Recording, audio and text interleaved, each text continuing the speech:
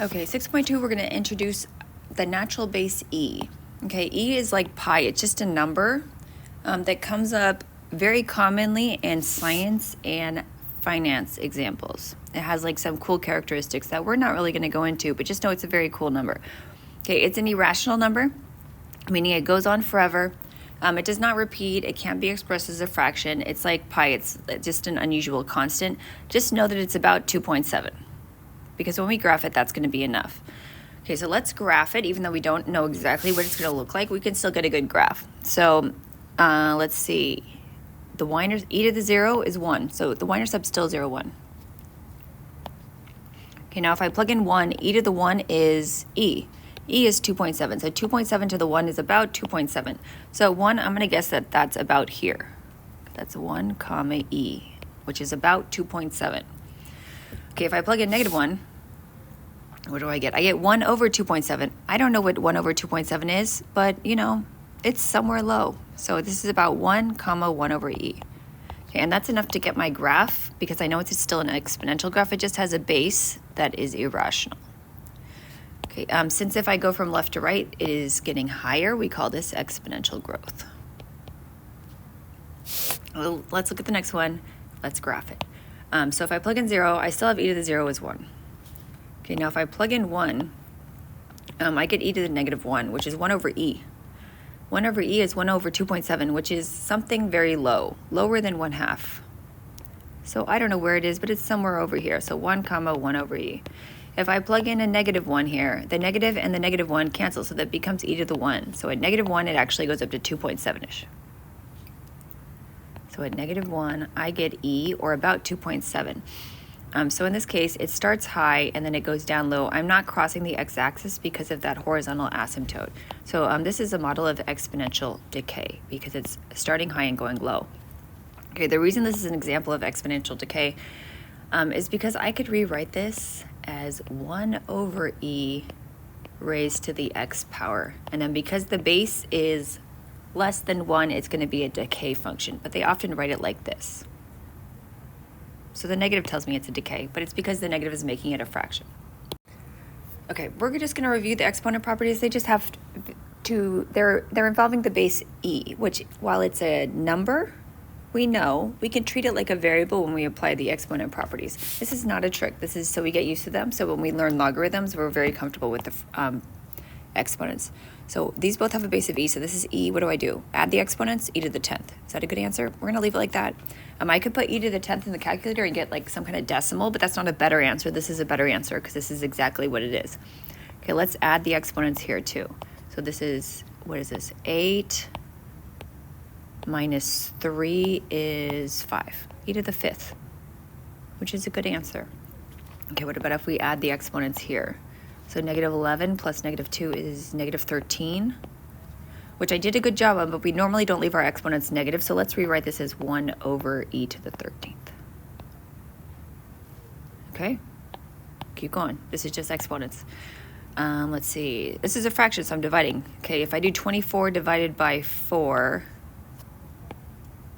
that's 6. So let's just do 6 here. For the e, since I'm dividing, I subtract the exponents. So 7 minus 2 is 5. So this is 6 e to the 5. Let's try the next one. Okay, let's worry about the coefficients first. 33 divided by 11 is 3. And then I have e to the 4th over e to the 6th. I normally subtract the exponents. Okay, I can do this 2 ways. I'll do it one way and then I'll do it the other. If I do 4 minus 6, I get negative 2. So I could say this is 3 e to the negative 2, which is 3 over e to the 2nd, which is the correct answer. Okay, the other way I could do this is say, okay, 33 divided by 11 is 3. Good. If I subtract the exponents, there's actually more on the bottom. So the answer should be on the bottom. If I do 6 minus 4, I get 2, but they're at the bottom.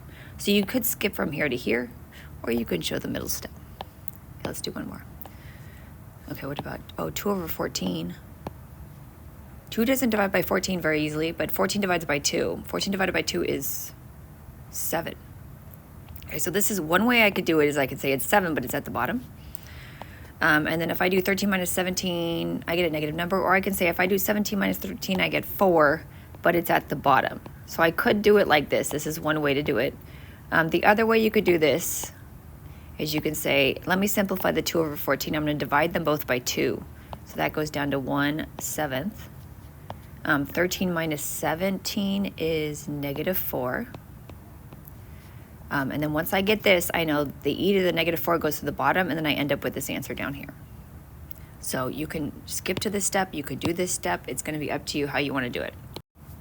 Okay, let's see. What are we doing now? Now we're raising this to the second power. So I need you to apply the second to everything. So I'm going to distribute the second power. You could do it in your head if you would like, or you can do it on paper. So I'm going to distribute the second to the 7, e to the, and then when I have an exponent to an exponent, I multiply them. So 5 times 2 is 10. So my answer should be 49 e to the 10th. I could also write this out 2 times. Okay, your work can be different as long as I know how you did it. Let's try the next one. Okay, so if I distribute the 5th power to the 2, I get 32. And you can skip straight there. E to the, and then since I have an exponent with it times an exponent, I multiply them. 7x times 5, that's 35x, which is a little weird, but we're going to go with it. So I get 32 e to the 35x. And I'm okay if you skip to the answer as long as you remember to distribute your exponent to the constant or the coefficient. So what is this? This is 4 to the 3rd. E to the, if I do -2x times 3, I get -6x. So I get 64 e to the -6x. No, I'm not okay with that negative exponent. So 64, I'm going to move the e to the bottom so I can make it a positive 6x. And I don't know what x is, but this is still a better answer. Okay, the next one, same rules. They just look a little bit weird. So these all have a base of e, which is great. Okay, I'm going to add up all the exponents. So 2x plus 5 plus 7x. Okay, but the like term, 2x and 7x are like terms. So that's going to be 9x. But I still got to add that extra 5, so it's 9x plus 5. And even though it looks weird, we're going to leave it like that. Okay, we're multiplying. They all have a base of e, so let's add up the exponents. But they're like terms, so this is x and x. That's 2x. And then I have the -4 and the 13. -4 plus 13 is 9. So e to the 2x plus 9. Okay, one more. Okay, we're dividing, so I'm going to subtract the exponents. So what do? If I do 5x minus 2x, I get 3x. Now be careful in the next part. If I do 7 minus -4, 7 minus -4, I get 7 plus 4, which is 11. So I have a 3x and I have a positive 11. And even though it looks weird, that's my final answer. Okay, and now we're going to look at this last exponential model. And they're going to look weird, but we're going to be okay with them. Okay, it says you and your friend each have accounts that earn annual interest compounded continuously. And if you don't know what any of that means, it's okay. The balance A in dollars of your account after T years can be modeled by this equation. Okay, what do I care about? I care that the balance A is dollars. I count that there's this T years. That's mostly what I care about. The graph shows the balance of your friend's account. This is my friend's. Which has a greater principal and which has a greater balance after 10 years. Okay, so we're comparing us with our friends. Okay, let's start with principal. Okay, when you're talking money, principal is the starting amount. So how much did I start with in my account? Or how much did, whatever it started with. Okay, so we got you and we got your friend. Let's do your friend first because your friend has a graph and your friend's easier to read. Okay, so I started this graph right here at 4,000. So my friend started at $4,000. What did we start with? Let's look at our equation right here. We have 4,500 times e to the 0.042. We started with 4,500. Whatever's in the front is how much we started with. Okay, so who has, which has greater principal? You have greater principal. You have greater principal. Or it means you started with more money than your friend. You started with 4,500, your friend started with 4,000. So you started with more. Okay, now they want to know who has a greater balance after 10 years. So now I got to plug 10 years in. 10 years is going to be, it says T years. So I want to know at T equals 10. at t equals 10, who has more money? Okay, so for me, or you, I don't know if it's me or you. Okay, I'm going to plug it in the equation. It says A equals 4,500 e to the 0.04 times 10. And we're going to try to put this in our calculator. You're going to try to find your e button. It normally has e to the x on it. Okay, and you might have to point the 0.04 in parentheses. We're going to play with it. Okay, my answer should be 6713. I'm going to do 2 decimals because I know this is money. So you have $6,713.21 after 10 years. Okay, now what about your friend? Well, your friend is looking at the graph. So at 10, what does your friend have?